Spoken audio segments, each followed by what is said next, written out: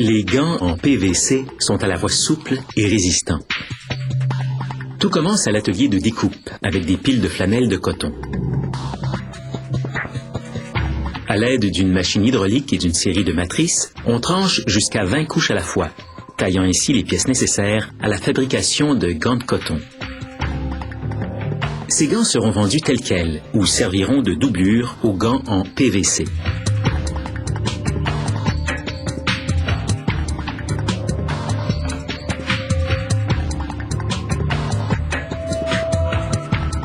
L'étape suivante consiste à assembler les pièces.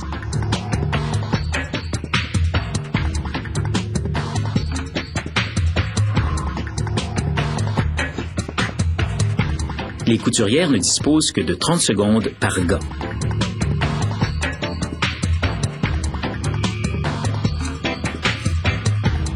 Elles cousent ensuite un poignet de tissu extensible en coton et lycra. Cette couturière travaille si vite sur cette machine que nous avons dû lui demander de ralentir pour voir ce qu'elle fait.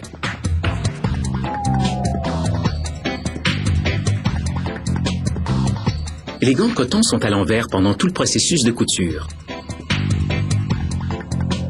Cette machine les remet à l'endroit en les transférant sur une forme chauffée.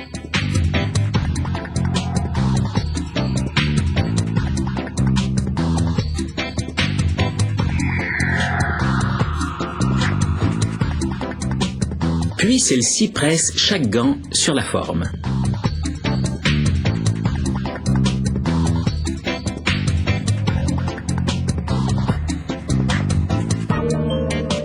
Les gants tombent ensuite sur un tapis roulant qui les amène à un préposé qui les inspecte et en fait des paires avec un gauche et un droite.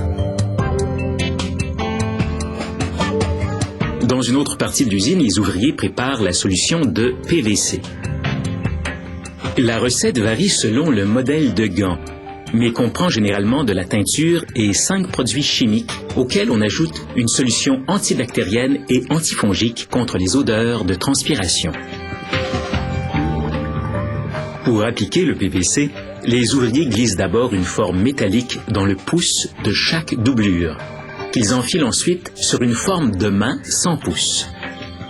Si les formes étaient en un seul morceau, réunissant la main et le pouce, il serait difficile de retirer le gant de PVC sans le déchirer.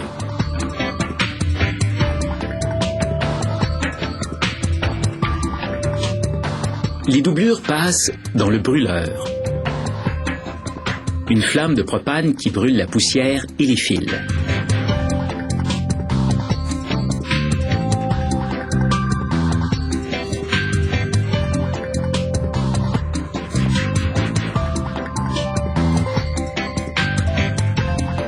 Elles sont ensuite plongées dans un bain de PVC. La cuve de PVC liquide s'élève et enduit les doublures.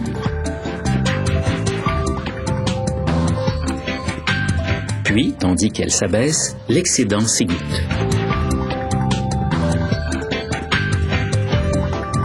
Les gants passent ensuite 45 secondes sous des lampes à rayons infrarouges.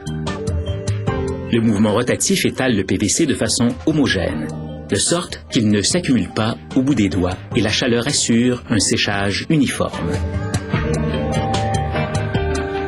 Après une seconde couche, les gants passent 20 minutes à 190 degrés Celsius dans un four alimenté au propane, puis 5 minutes dans une chambre de refroidissement. Les modèles de gants à forte adhérence sont aspergés de particules de PVC avant le séchage de la première couche. La chaleur du four scelle les particules en place. Après le refroidissement, les gants sont séchés et prêts à mettre la main à la pâte.